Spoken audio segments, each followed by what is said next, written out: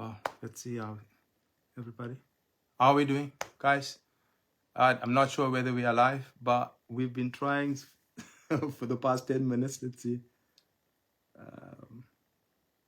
Maybe we are live, babes, and All right. it's just not showing. Yeah, it's maybe not showing. Yeah. Anyway, good to see you guys. Thank you so much for jumping on. Well, afterwards or watching this afterwards.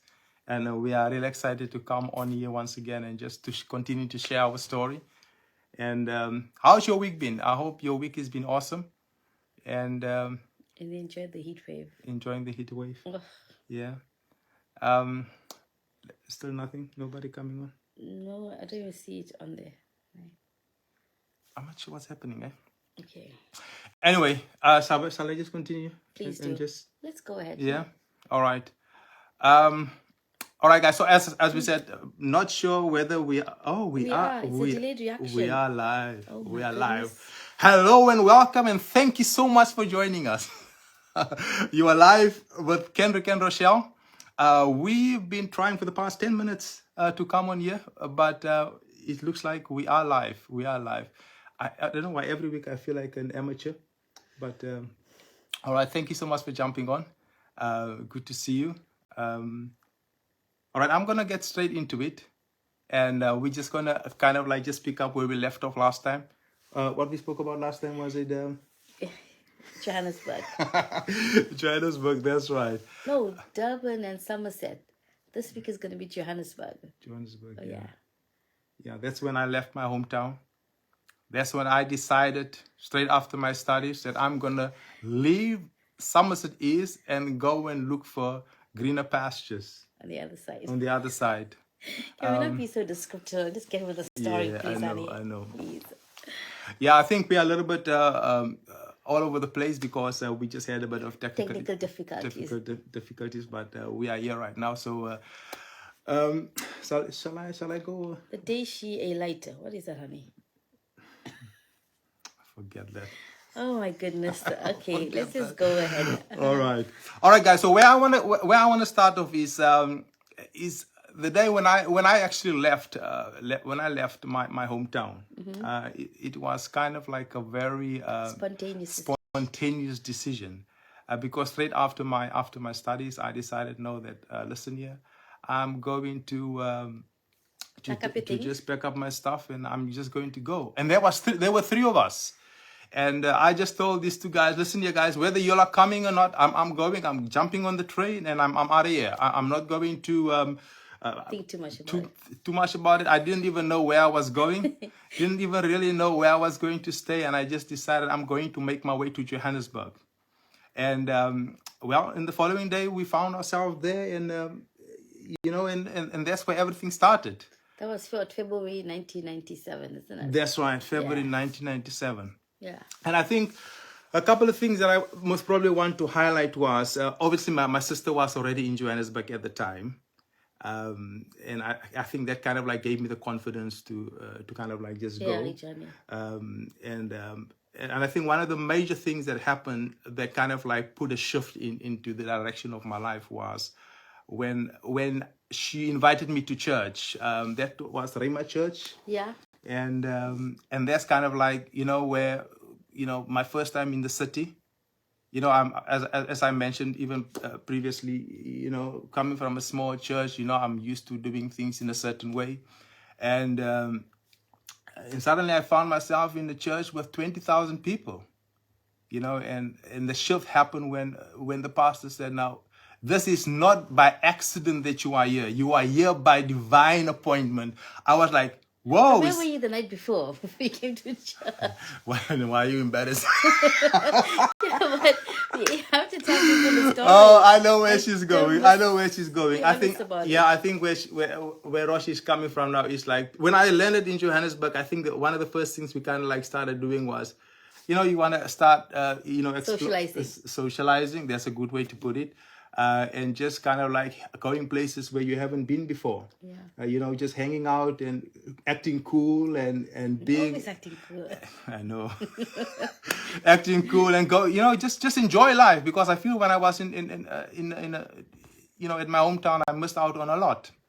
And I careful there. Sorry. I missed out on a lot, and I just wanted to kind of like experience life. And so what I did, we went some clubbing and just enjoying. But in that process, I kind of like discovered, but something is different. I kind of like just felt like, but this is not. Something was It's missing. not. Yeah, this is not doing anything for me. And I think that's when my sister invited me. Listen here, come, let's go. We're going to church. I say, all right. Why you want you bring? You mean I came all the way to Johannesburg just to go to church? And I ended up in Rhema Church.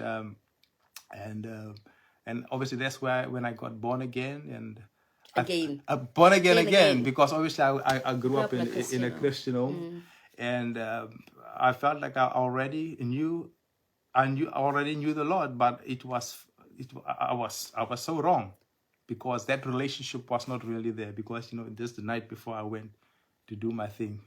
You know what I mean? And but I think the amazing thing that happened there, one of the things that is kind of like when I started to meet all kind of different people, isn't it? Yeah.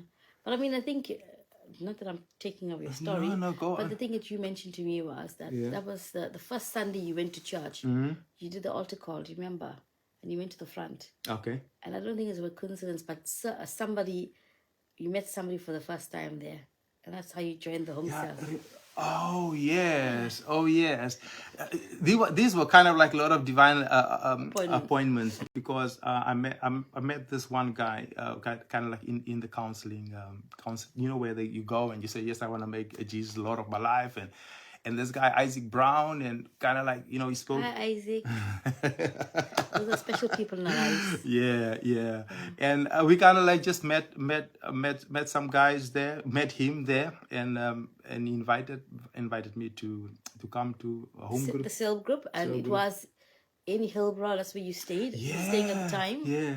So I think he lived in Berea. Or was it Hillbrow? I can't remember. Yeah. But it was near. It was near. Right.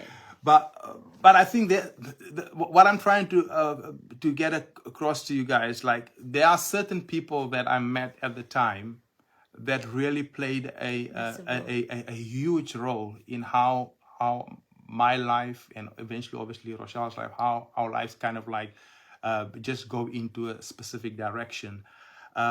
Because where we met, shall I just leave that to you to break down?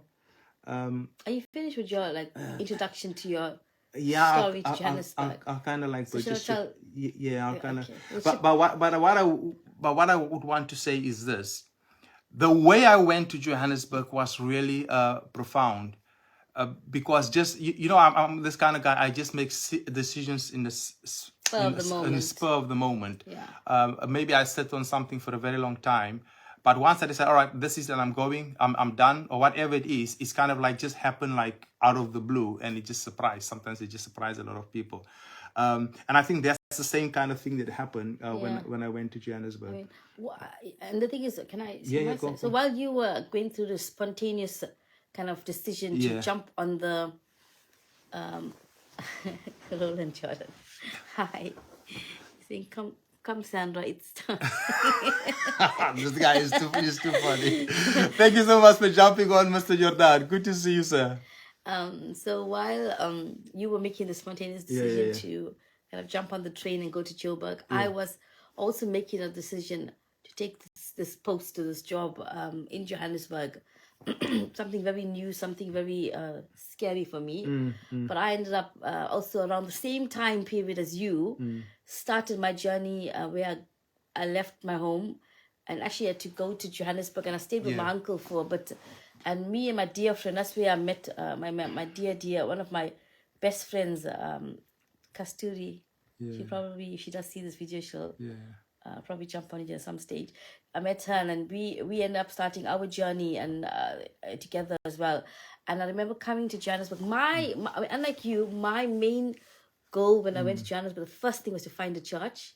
The first thing, I remember coming to Johannesburg and staying with my uncle for a few months, and eventually moving to, funny enough, Hillbrow. That's where the residence was, the hospital residence. And there were 2 hospital residences, but for some reason I got into the one that was in Hillbrow. So Hillbrow was like a rude awakening of wow, coming from a very conservative family life in a very suburban community. Yeah. Going to Hillbrow now, if anybody lived Yeah, at that time, Hillbrow. Hillbrow was like rough, Yeah. It was not somebody. It wasn't a place for somebody who wasn't streetwise, and I was zero streetwise, zero streetwise. And I remember coming there, and my first week there, I heard from somebody, oh, there's a bus that comes to Hillbrow every Sunday, and it takes you directly to Rhema Church. And I remember walking up the steep hill, the main Claim Street. Yeah. Walking up there and catching a bus, and that's basically where everything started for me. And because I was living in Hillbrow as well, that's where I met Isaac Brown. He was our OMSAL leader as well. Yeah. And but the journey was amazing because for me personally, I met so many amazing people. I remember wanting to be so desperately involved in church and youth groups and stuff like that. That I used to, ask around. And building, there were a bunch of nurses as well who took me under their wing, and they used to take me to church and take me here, take me there. So it was quite a good experience for me. I think one of the highlights for you was when you kind of like used to go into into Joburg Park. Oh yeah. I used to join this guy, a bunch of older church people. They were like in their probably 20s or actually maybe in their 30s, late 20s, early 30s, and I was 19 when I went to Johannesburg, and we used to go preaching in Joburg Park, and I didn't even know sometimes what to expect, and it was such an amazing experience. And I didn't speak any African languages, and a lot of the preaching was done in I think in Zulu, and then we had one of the chaps that were there was a Jewish guy. Yeah. Do you remember? And he was preaching in Joburg Park. And it was an awesome experience because I remember also once you learn to play the guitar at that stage as well. And I met another chap called Marlon.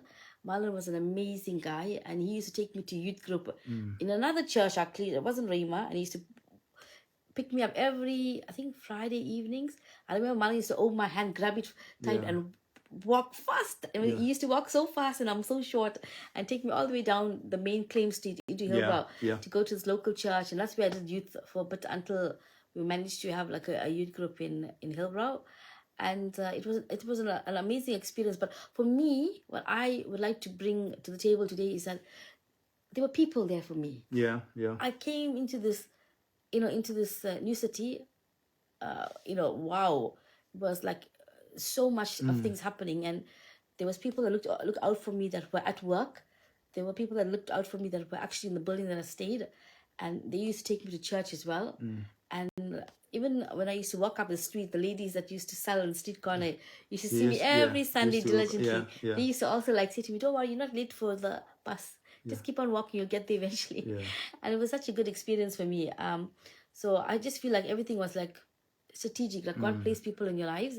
I remember the home cell. When I came into the home cell, obviously I was part of Isaac's home cell for some time, and I remember. No, wait. This is the highlight, guys. Wait, I don't want to just jump into this one, because this is where we kind of like met, and it's kind of like I know that you want to tell that, because just the way it happened was something. I think you're really like blowing it out of proportion. No, it was not. I mean, but it's true. But just don't blow it out of proportion. No, it's not.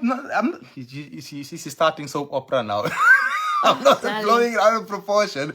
All I'm saying is the way I think because it's the highlight of how we actually met. Yeah.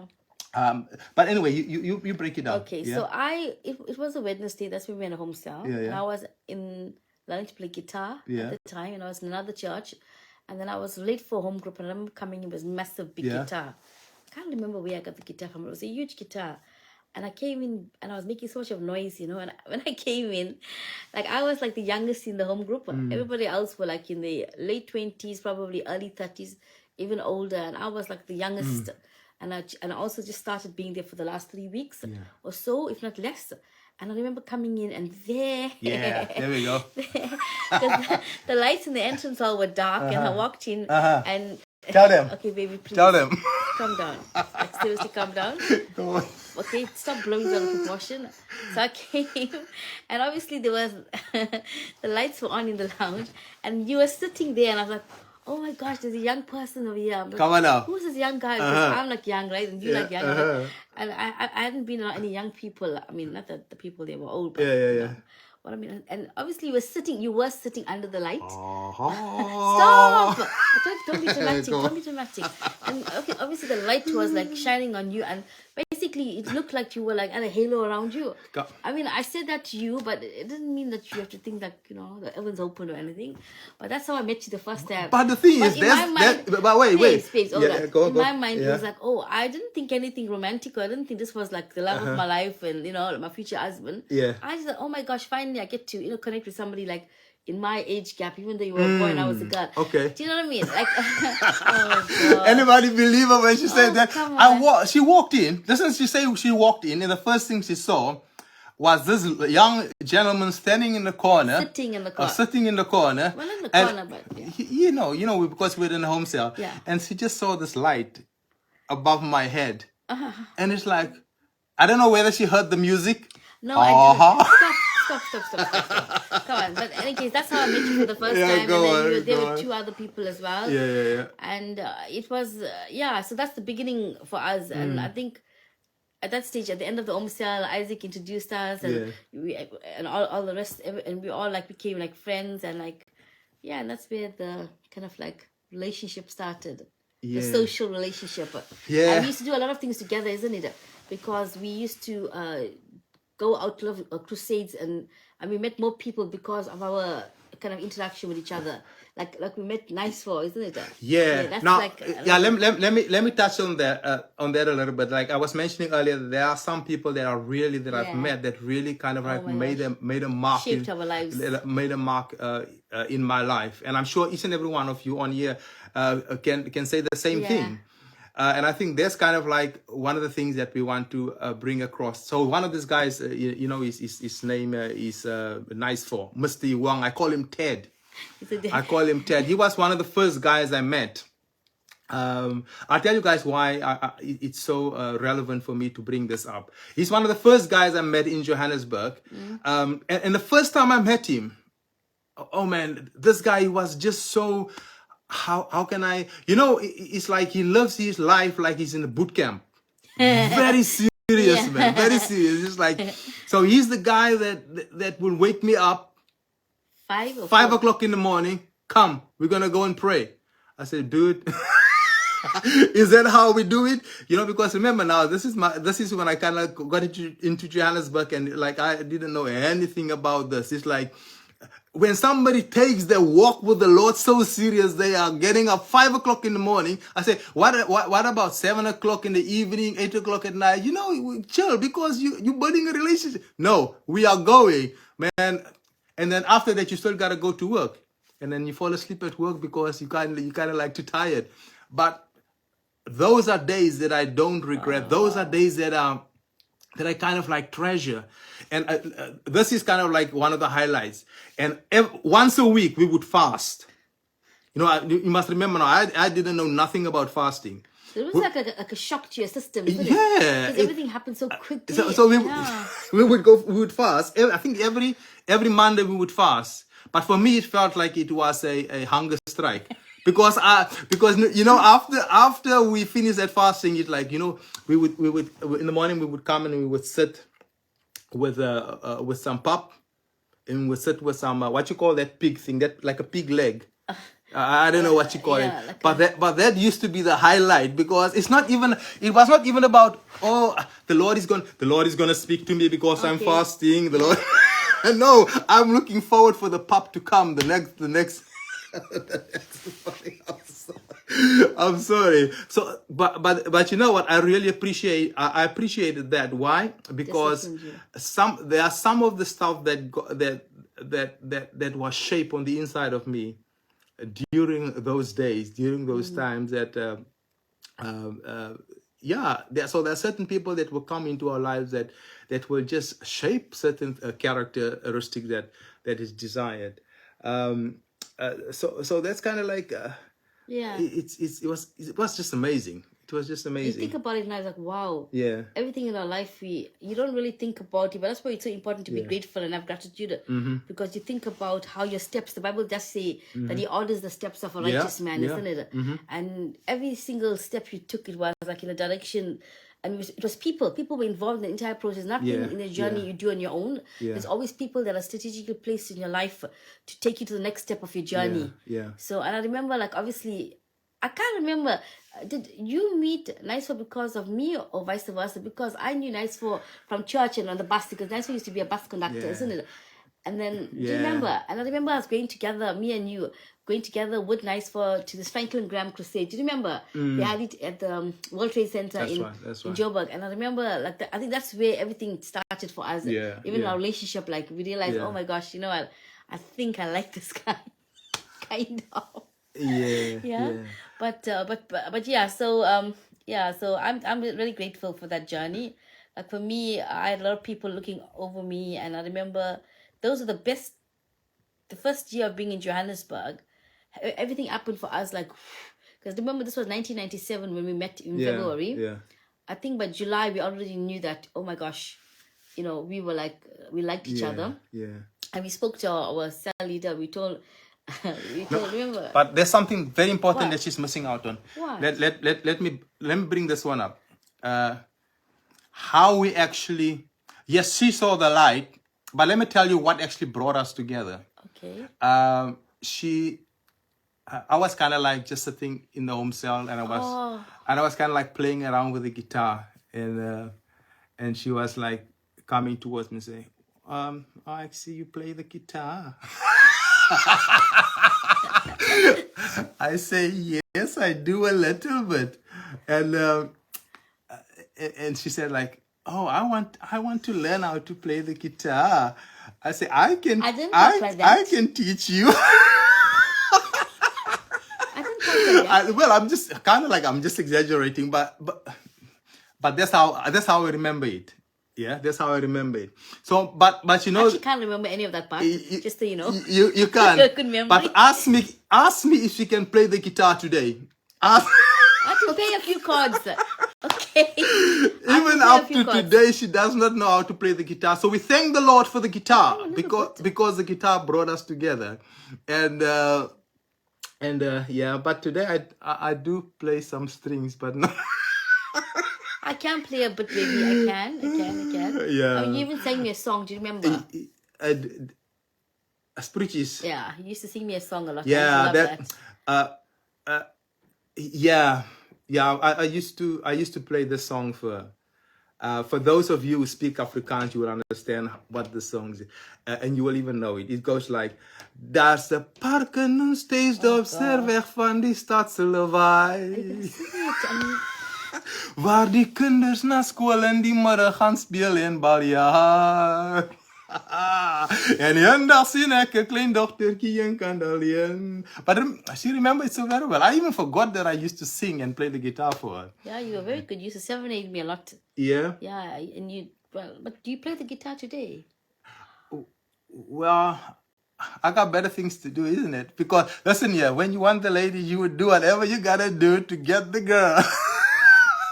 You were telling her, baby, I would teach you guitar. You know, anything else I would teach you the guitar. Yeah, but there was an exchange happened. Do you also forget a very interesting... let me come now. Go for it. Yes, and then, but you were very shy when I met you. Oh, yeah. You were I was. A little mouse. Yeah, that's something that You were so shy. Just coming to think about it now. My word. Coming to think about it now, I was so insecure. I was like, in fact, I was so scared of girls.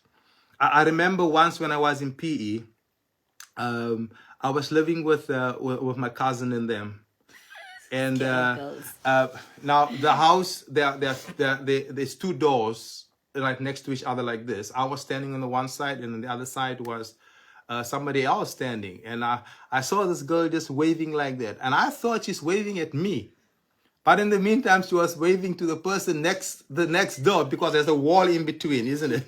So I can't see there's somebody else that side, and I was like, man, I was a laughing stock on the day. And you know, there are certain things in life, it damages you. It goes like, I remember that story so well. I know Alf Alf, if you're watching this, bro, it happened at your house, my man. You know, you didn't bring no healing, bro. Yeah, but I think certain things in our lives, it just happens. Why?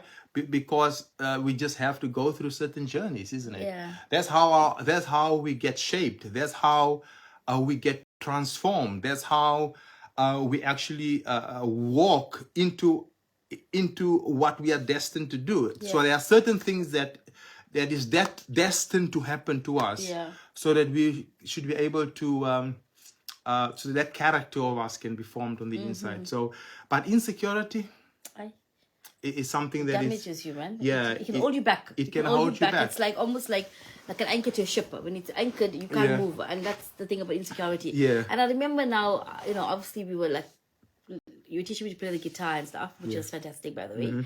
But like, and I remember like I was very much into this. Do you remember we used to go to Friends?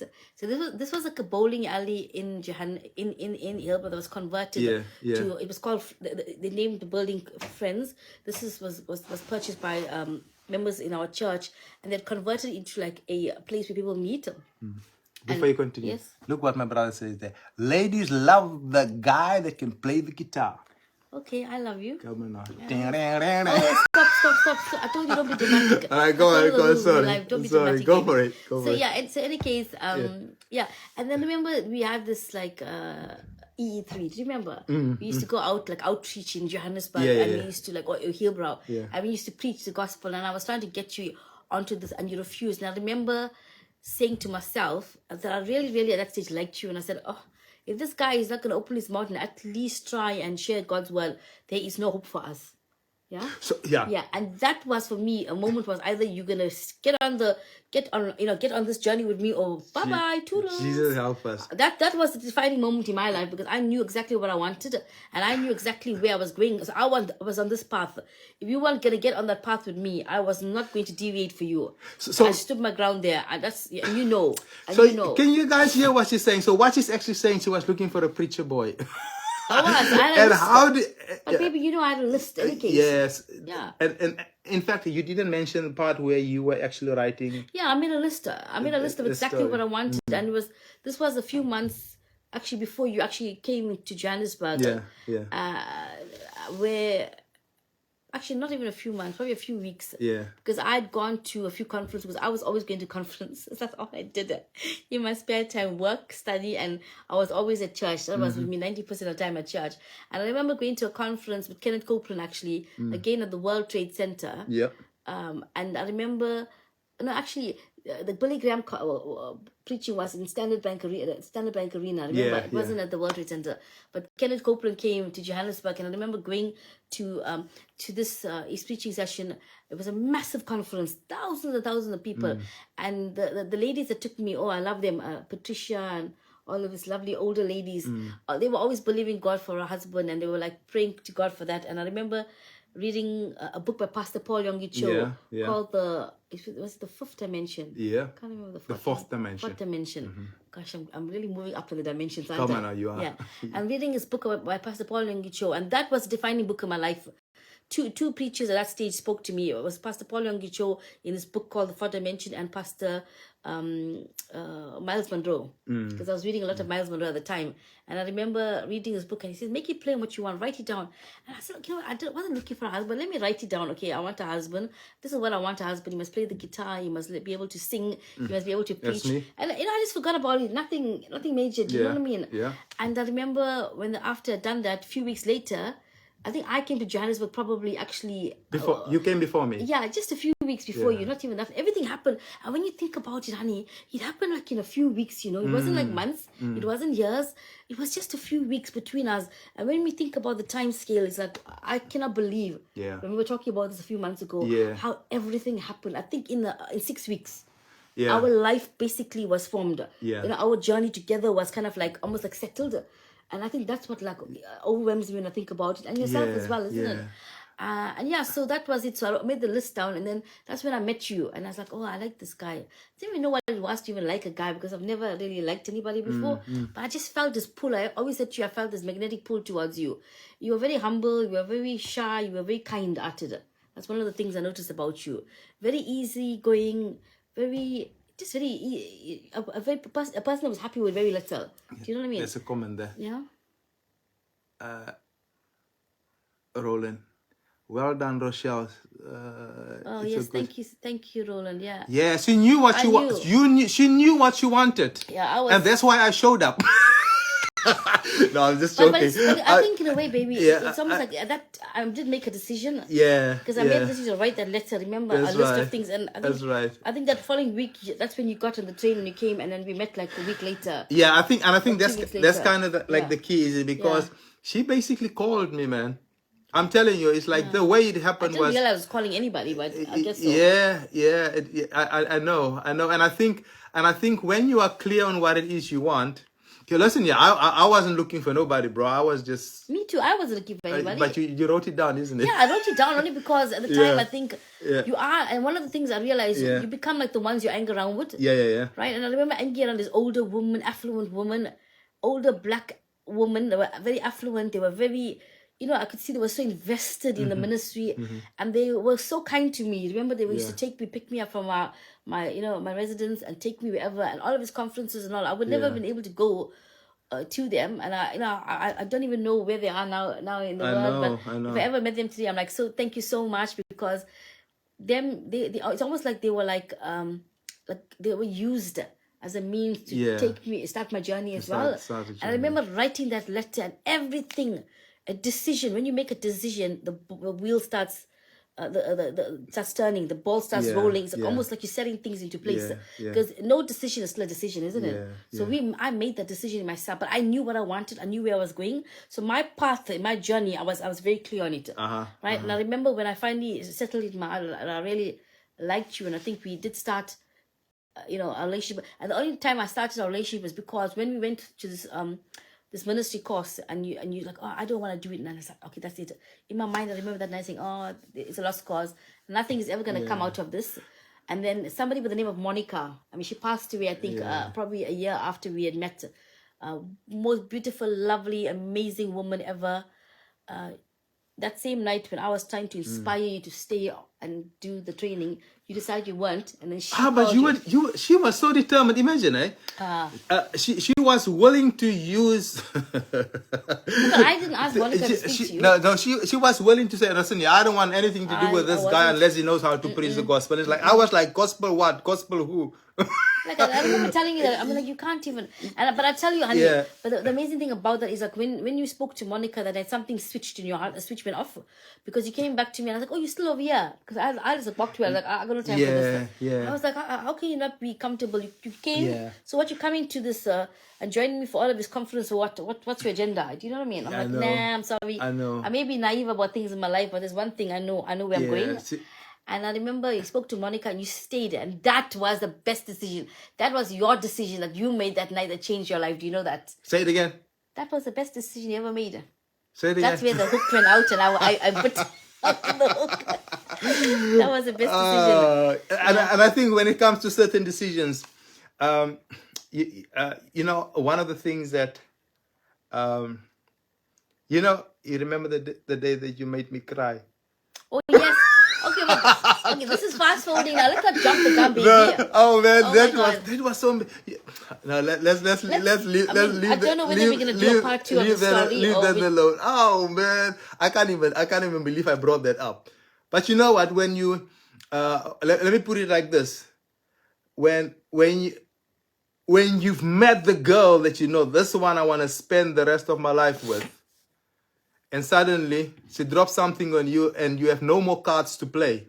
But our journey wasn't very easy, isn't it? Our journey, we knew from the moment we met each other, I knew it was never going to be easy because I was Indian and you were mixed race. Okay? Yeah, that came with its own challenges, isn't it? And a challenge on its own in 1997 when, there was such a race divide as well. We knew that as naive and innocent as we were, we knew deep down inside it was going to be a situation or an issue. And that's why I made you cry, because of that situation, that issue. We'll talk about the crying day some other time. I don't want to, don't embarrass me right now. I don't want to, but she made me cry, bro. I'm telling you. Cried. Oh, you've never cried since, what? You're always smiling and happy since then. Oh my God, I never saw a boy cry before. I'll tell you about that some other time. You don't want to miss that one. But It was even like it's not coming up your nose. Don't they? She made me cry. But listen here, guys. We don't want to keep you. We don't want to keep you any much longer on here. But I think one of the reasons why we wanted to share this part of our journey is, I mean, there's a lot of people that we did not even mention. Yeah. But one of the reasons why we wanted to highlight this part of the journey is because there are certain people that how do I put it now? That crossed our journey. Crossed our journey. That made this journey possible. That triggered everything. Yeah. Yeah. They left a mark. They left a mark. She always put it better. He gave us that push. They've left a mark, and I'm sure that each and every one of you can say the same thing. You can cover that in part 4. Yes, sir. We will definitely cover that. But I think the key is not. Sometimes we just need to reflect on the people that, you know, when you were in your 20s, when you were in your 30s, if it was not for this person, if it was not for that person. I mean, even obviously we'll get to when we got married and all the challenges and all of that kind of thing that we went through. But what I want to say is, do not take people for granted. Yes, don't take people for granted, because and sometimes we want to over spiritualize things. But you know what the key is? God uses people to be a blessing to you. Yes. He uses people to be a blessing to me. And if we underestimate the fact that that people play a very important role in our lives, then we're going to miss out on a lot. I know everybody has kind of like a busy life, and kind of like, you know, like, because life just happens, isn't it? But we need to make time for people. We need to make time for people, and I almost kind of like feel to reach out to all of those that is impact. I mean, to be honest, one of the things also when we said we're gonna go live and put this video out there, like we hope that those people that touched our lives so deeply. I mean, there's so many of them. We only mentioned a few of them. Yeah. Because there is so many people. I think we were really blessed in our journey, weren't we, babes? So many people really shaped our lives, helped us with everything. I mean, there's so much of things that we will share as we go along with this process. And, you know, please don't, you know, people jump on, who know us from the beginning, don't feel, you know, like left out. Please get on there and say hi, Rochelle, Kendrick. Yeah, and if you miss your name, it's not like we're not grateful. We just did not manage to mention the name. Yeah, and it's an ongoing video. This, so there'll be you just watch out. Watch it. Name drop. But we are so grateful for you guys to jump on here, and we're gonna leave you to go and have some chicken. Yeah. Go and you know, it's school tomorrow. Oh yeah, and tomorrow the heat is coming. Remember, they say that tomorrow is going to be something else, but you know, I guess where you're from, if you are from a country where I'm from, then you can handle the heat. Can you handle the heat? I can handle the heat. Yeah, if you can't handle the heat, don't just stay out of the kitchen, okay? But anyway, guys, thank you so much for joining us, and it was really awesome just to come in here and just express ourselves, and hopefully this has helped somebody.